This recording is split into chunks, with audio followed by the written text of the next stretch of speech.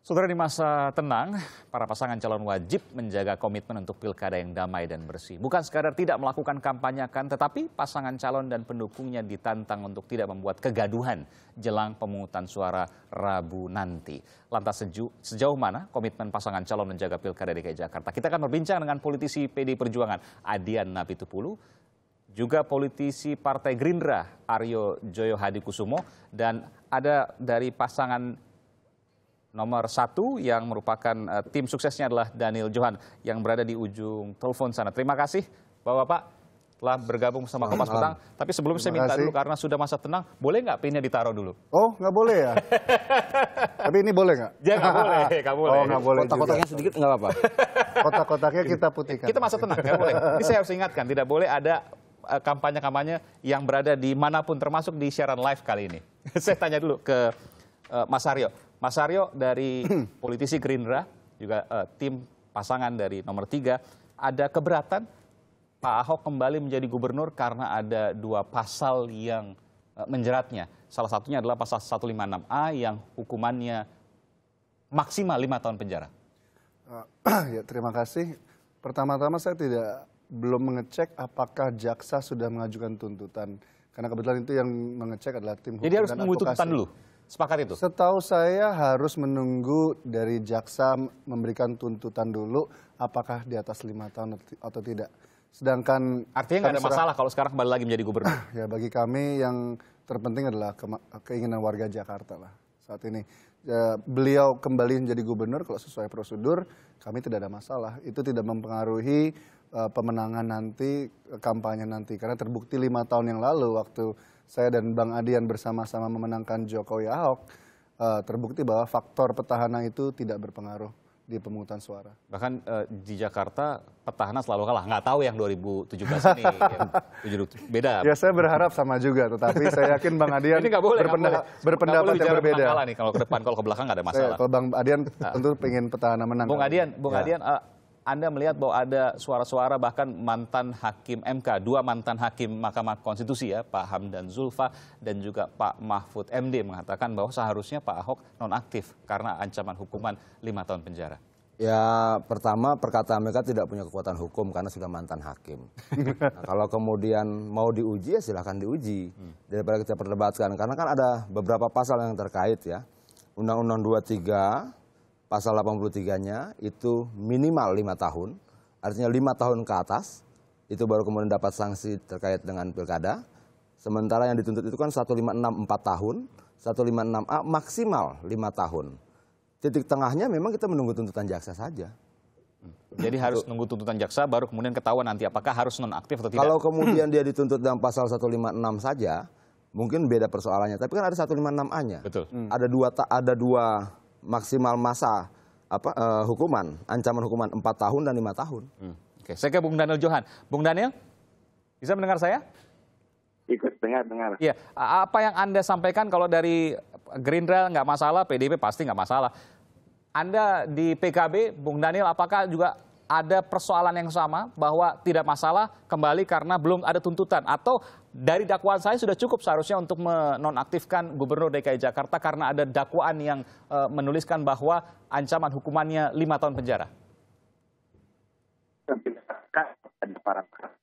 Dan memang pada pelaksana peraturan undang-undangan. Memang Bung Daniel, agak putus-putus ini. Anda bisa mencari sinyal yang lebih baik? Bagus ya sekarang? Oke, silakan. Ya, kalau kami lebih menyerahkan kepada para pakar hukum dan pelaksana peraturan perundang-undangan. Artinya kalau memang itu disepakati sesuai dengan peraturan, ya kita nggak masalah. Intinya ada kepastian dari penafsiran atau pemahaman yang final terhadap undang-undang yang ada. Oke, jadi selama ini semua sama, semua satu suara, nggak ada permasalahan, diserahkan ke pakar hukum. Saya tanya ke Bung Adian. Bung Adian, apa yang kemudian dilakukan oleh Pak Ahok terkait dengan kembalinya menjadi Gubernur DKI Jakarta? Ada yang mengatakan Pak Ahok mau melakukan kembali belusukan seperti halnya pada gubernur lalu. Ya, kalau memang itu bagian dari tugas dan kewajiban seorang gubernur ya untuk memahami bagaimana rakyatnya, tidak persoalan. Tinggal apakah kita periksa nanti dalam belusukannya dia berkampanye atau tidak. Kan seperti itu. Tidak kemudian karena kekhawatiran pihak lain terhadap itu menguntungkan dia dan sebagainya, lalu kemudian dia tidak boleh melakukan aktivitasnya sebagai gubernur, bertemu dengan rakyatnya sendiri. Nggak ada masalah juga, Mas Aryo? Sekali lagi ini sudah masa tenang, kami ingin agar situasi kondusif dan baik-baik saja, dan saya yakin Pak Ahok sebagai gubernur menginginkan yang terbaik bagi Jakarta. Kita tinggal serahkan saja kepada warga siapa pasangan calon yang mempunyai visi misi yang paling baik, siapa pasangan calon yang programnya paling relevan, dan kita serahkan. Kita ingin agar 15 Februari berjalan dengan baik, damai. Jangan kita patahkan rekor kampanye yang berjalan dengan sejuk selama ini. Ya. Saya seperti ini karena ya saya yakin Bang Adian sebagai kolega saya di Komisi 7 dan juga Bang Daniel Johan, teman yang sempat kunker bersama saya beberapa kali, kita ingin yang terbaik bagi warga Jakarta. Pak Basuki juga kami doakan agar menjalankan tugasnya dengan baik dan semoga jangan sampai kena semprit, karena kalau itu terjadi tentu saja terjadi kegaduhan. Jadi kita berharap tidak terjadi apapun seperti itu. Apa sih yang kemudian dilakukan kalau tadi pasangan nomor 2 melakukan belusukan seperti halnya gubernur sebelumnya, pekerjaan gubernur sebelumnya, karena sekarang juga jadi gubernur lagi kan. Kalau Anies Sandi, apa yang dilakukan di masa tenang ini? Kalau Mas Sandiaga Uno kebetulan hari ini sedang di Tanah Suci, sedang menjalankan ibadah umroh. Kami berdoa agar bisa berjalan dengan baik dan kembali ke tanah air Selasa malam. Mas Anies dan Mas Sandi, dua-duanya? Mas Sandi. Kalau Mas Anies, kebetulan ada beberapa agenda pribadi. Saya harus cek hari ini di mana. Tetapi tentu saja kami ingin melakukan ini agar semua berjalan dengan baik. Dimulai dengan tadi malam, di mana kami memulai menurunkan atribut-atribut partai. Kita ingin membantu penyelenggara agar tidak terjadi atribut partai sendiri kan, bukan partai yang lain ya? Kita serahkan. Kalau PKS kan saya yakin dengan kader yang sangat militan tidak perlu. Waduh, kalau Gerindra yang turunin nanti bisa nggak enak sama PKS. Kalau kita kerjain semuanya kasihan mereka nggak ada kerjaan. Kami yakin bahwa semuanya bisa berjalan dengan baik dan ya ada alasan juga sih ya. Siapa tahu kami dari pasangan nomor 3 dapat amanah dan lolos ke putaran kedua, ya atributnya nanti perlu lagi nanti. Disimpan dulu ya? Simpen ya. Disimpan. Mengurangi biaya kampanye. Oke. Maksudnya putaran kedua, supaya jelas nih. Kalau lolos ke putaran kedua. Oh yakin sih? Kenapa? Oh yakin? Karena antusiasme warga dan juga didukung oleh survei yang tidak kami biayai sama sekali. Juga dari survei di Twitter yang dilaksanakan setelah pasca debat, di mana kebetulan sekali pasangan nomor 2 dan 3. Meskipun survei kan ganti-gantian, ada 1, kadang 2, kadang 3, jadi nggak bisa disimpulkan. Ya, saya pribadi. Tapi jangan, nggak boleh. Nanti kalau lama-lama jadi kampanye dan nggak boleh. Saya ke Bung Daniel Johan. Bung Daniel, Anda juga nggak masalah kalau pekerjaan adalah belusukan, karena gubernur kan pekerjaan harus nengok ke bawah, kemudian harus turun ke bawah, melihat bagaimana informasi di bawah. Tapi kemudian Anda tidak khawatir bahwa itu dijadikan sebagai ajang kampanye? Ya, makanya Panwaslu harus bisa bergerak dengan baik selama memang tidak melakukan kampanye, baik terselubung, apalagi kalau terang-terangan, ya mestinya nggak masalah. Apa yang dilakukan pasangan nomor 1 di masa tenang ini? Mas Agus sama umroh. Oh, Mas Agus umroh, oke. Ya, kelihatannya satu pesawat nih. Oh iya, barengan sama Mas Sandi? Nggak tahu kalau barengan nggak barengan, tapi sedang umroh saat ini. Kalau sama-sama naik Garuda bisa satu pesawat nih. Oke, silakan Bung Daniel. Nah, kalau Bos Silvinya melakukan pengajian, ya. Berharap pilkada nggak hanya Jakarta, tetapi serentak bisa berjalan dengan damai, dengan adil, dengan jujur, dan menghasilkan kepemimpinan yang baik. Ya, umroh itu berangkat kapan, pulang kapan itu? Kemarin, pulangnya mungkin belum tahu saya kalau pulangnya. Berangkatnya bersama. Yang pastinya ya sebelum tanggal 15 lah. Berangkatnya bersamaan, saya tahu tuh. Berangkatnya bersama? Ya, oh tahu, satu pesawat? Harusnya satu pesawat. Jadi saya yakin mereka tetap sejuk dan bersamaan. Saya nggak tahu kalau Pak Jarod ikut atau tidak.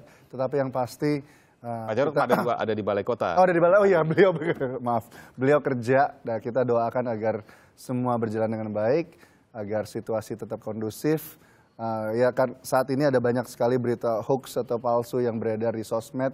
Kami dari relawan nomor 3 dan saya yakin dari nomor 2 dan nomor 1 juga bersama-sama ingin menangkis semua berita palsu itu. karena jangan sampai terjadi ketegangan ya, karena udah tegang banget.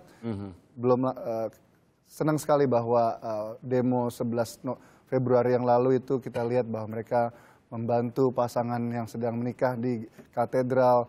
Kita ingin meneruskan ini agar situasi tetap kondusif, karena situasi ekonomi kan masih belum maksimal.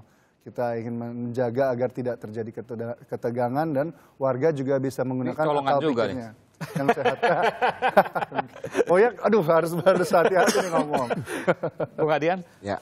kalau pekerjaan seperti biasa, tentu kalau saya tanyakan apa pekerjaan, apa aktivitasnya di masa tenang ya, bekerja seperti biasa karena gubernur dan wakil gubernur. Nah, saya tanya deh, tim sesnya, tim suksesnya yang sebelumnya berbulan-bulan mati-matian, kemudian mengeset misalnya kampanye dan lain sebagainya. Sekarang apa yang dilakukan oleh mereka? Saya nggak tanya Pak Jarod dan Pak Ahok karena pasti bekerja. Ya kalau kemarin malam sama lah kita sama-sama bersihkan atribut segala macam kan. Nah sekarang kita paling penguatan saksi. Gimana caranya penguatan saksi? Ya kita ajak diskusi segala macam apa yang harus dilakukan, bagaimana dan sebagainya. Sederhana saja, karena aktivitas kampanye sudah tidak mungkin dilakukan. Bahkan di sosmed juga saya lihat sudah jauh berkurang dibandingkan kemarin ya. Sudah betul-betul berkurang, tidak ada lagi kampanye. Jadi kemarin benar dong gara-gara pasangan calon tuh? Bagaimana? Kemarin tingginya tensi naik gara-gara pasangan calon di medsos? Karena pilkadanya, bukan karena pasangan calon. Gara-gara pilkada. Oh, itu bukan pasangan calon, bukan kaki tangan pasangan calon? Yang mana? Di medsos yang kemarin rame, tensinya tinggi. Ya sebenarnya ada yang berpihak ke sana ke sini sih. Dan biasa-biasa saja sebenarnya kalau memang dia tidak menyentuh wilayah-wilayah SARA. Kalau kemudian wilayah-wilayah program sih tidak persoalan bagi saya. Tapi kalau sudah wilayah SARA itu kan bahaya ya. Betul. Kenapa? Misalnya dikampanyekan oleh banyak pihak yang lain misalnya, mau dari pihak manapun itu, tentang kebencian terhadap salah satu etnis, kebencian terhadap salah satu agama dan sebagainya. Kalau pilkadanya selesai tanggal 15 Februari, kalau sampai putaran kedua tanggal 19 April selesai, pertanyaannya adalah apakah kebencian itu selesai di tanggal yang sama? Kan tidak juga. Belum tentu. Makanya baiknya kita jaga sama-sama dong. Agar kemudian pilkadanya selesai, tidak ada kebencian apa-apa. Kalah menang dalam sebuah pertandingan, sportivitas itu perlu, ya kita hormati saja. Kalaupun misalnya kemudian bukan nomor 2 yang menang, ya kita hormati. Kalau kemudian nomor 2 yang menang, ya yang pihak yang lain juga menghormati itu sebagai pilihan rakyat. Tanpa harus mempersoalkan yang lain-lain, sarannya dan sebagainya. Ini sekarang cooling down aja atau ada upaya-upaya untuk mencapai cita-cita itu? Kemarin sudah berkeringetan, berpeluh segala macam, kemudian panas, tensi tinggi. Sekarang ya sudah berkurang saja atau ada upaya, ayo kembali sejuk, kembali dingin? Kalau di kita kan yang berusaha untuk selalu dingin ya. Kita selalu berusaha untuk sejuk, kita tidak masuk pada wilayah-wilayah yang kita anggap Banyak juga kan, ya bukan hanya dari pasangan nomor 2, 3 dan 1 juga sama saja. Ada orang-orang yang punya preferensi ke pasangan nomor urut tersebut, terus kemudian bikin panas di medsos. Nah, apa yang dilakukan seperti itu? Kalau kemudian dia bentuknya simpatisan, kita tidak bisa kontrol ya. Itu loh. Tapi kalau dari tim kampanye tidak mungkin. Kita punya mekanisme yang ketat untuk memilih siapa yang harus bicara apa dan sebagainya. Tapi kalau kemudian ada orang yang mendukung, simpatisan lalu ngomongnya keceplosan, kebablasan, ya bagaimana ngontrolnya? Kalau memang kemudian ada mekanisme hukum dan ada sanksi hukumnya, silahkan saja. Tapi kalau di kita secara resmi dari tim pemenangan, baik saya dari fraksi maupun dari tim pemenangan Rumah Lembang dan yang lain, clear, tidak ada. Aktivitas Rumah Lembang apa ini? Sekarang ini, ya aktivitasnya standar ya. Yang jelas sudah tidak bisa berkampanye, paling aktivitas administrasi. Untuk penjagaan TPS dan lain sebagainya. Penjagaan TPS, saksi. Mengontrol ada tidak keluhan, komplain segala macam dari saksi, ya banyak lah. Ada berapa saksi yang nanti akan diturunkan dari pasangan nomor 2? Kalau kemungkinan besar sekitar 2 kali jumlah TPS ya. 2 kali jumlah TPS, jadi satu TPS 2 orang kurang lebih. Iya kan bergantian jaganya, sampai penghitungan suara tuh. Okay. Bisa saja kemudian lebih kalau kemudian dianggap dibutuhkan. Karena kan dari pagi mereka sudah harus datang, selesai itu sekitar jam 2, jam 1, jam 2, jam 3, kemudian penghitungan suara, belum menghadapi komplain dan sebagainya. Jumlah TPS itu berapa? Sekitar ada 13.006. 13.000 ya saya punya data ini. 15.000 masalah. 13.006. Oke, 13.006 TPS, berarti ada 26.000 lebih sekitar yang diturunkan saksi dari pasangan nomor 2. Saya tanya terakhir juga ke pasangan nomor 3. Ada berapa saksi nanti yang akan disebar ke bawah? Sama persis dengan pasangan nomor 2 orang per dua, TPS. dan saya yakin dari nomor pasangan calon satu dari Gerindra, satu dari PKS. Kedengarannya banyak, tapi lebih sedikit dibandingkan waktu saya sama Bang Adian bersama-sama 5 tahun yang lalu. Oh. Dulu kita siapinnya 3 layer loh, 3 lapis 45.000 yang kita siapkan. Jadi, Iya, 2012 kan Jokowi Ahok bersama-sama Gerindra PDIP. Dulu itu malah ada 3 kali. Dulu 3 kali itu 45.000 orang dulu. 45.000 orang. Iya, satu dari Gerindra, satu dari PDIP, satu dari relawan kotak-kotak waktu itu. Kenapa sekarang jumlahnya turun? Sudah Ya kan kita lebih ingin percaya kepada kita ingin penyelenggara atau gimana? Ya, waktu itu mungkin kita sedikit paranoid ya, tapi sekarang kita lebih percaya dengan proses yang terjadi sekarang dan saya yakin ini juga upaya untuk menekan biaya kampanye juga. Karena ya kita jangan mahal-mahal terus lah. Kita ingin ini semua terjangkau, transparan, diaudit dan tenang. Dan kami yakin tidak ada kegaduhan nanti. Oke. Terakhir Bung Daniel Johan, ada berapa saksi yang kemudian disampaikan di TPS nanti dijaga untuk menjaga TPS agar suaranya nggak dicurangi? Kalau bahasanya seperti itu, mudah-mudahan nggak ada ya. Amin. Sama kurang lebih. Sama kurang lebih. Ini sama semua nih, mentang-mentang masa tenang semuanya satu suara. Iya, harus kompak. Karena siapapun yang menang harus jadi gubernur seluruh warga. Amin. Jadi kita akan hormati, kalau yang 2 menang kita hormati, kalau yang 1 menang kita hormati. Insya Allah tentu saja ya, aduh ini kampanye nggak sih? Enggak ya? Jangan, Ya, gitu. Ini terusin, cukup. Silakan Bung Daniel. Ya, tetapi yang perlu dipahami masyarakat, pengaruh itu baik, meskipun kami di tim masing-masing, gitu. Sangat akrab, juga masih goyang-goyonan. Nah, artinya mudah-mudahan itu juga bisa menginspirasi masyarakat di bawah. Oke. Beda pilihan, jangan juga kita adalah. Suara Anda agak kurang jelas sebenarnya, agak putus-putus. Bisa diulangi sekali lagi? Maksudnya kami yang di tim aja, seperti Bahagian itu meskipun berbeda tim, kami ini akrab. Oke. Terlalu guyon, sehingga itu bisa menginspirasi masyarakat. Meskipun beda pilihan juga masyarakat tidak terpecah belah nanti. Iya. Sejuk, tenang, apa yang kita saksikan sore ini, apa yang kita saksikan bersama di Kompas Petang hari ini, mudah-mudahan nanti, terima kasih Bu Nana tadi sudah menyampaikan pertanyaannya, sudah menyampaikan jawabannya. Mudah-mudahan apa yang terjadi tanggal 15, seperti juga yang terjadi pada petang ini di Kompas Petang, semuanya satu suara, siapapun yang menang tidak masalah, sportivitas dijunjung tinggi dan ketenangan, kesejukan bagi bangsa, bukan hanya di Jakarta saja. Amin. Amin. Terima kasih Bung Adian Apitupulu, Pak Aryo Joy Hadikusumo dan Bung Daniel Johan telah memberikan informasi di Kompas.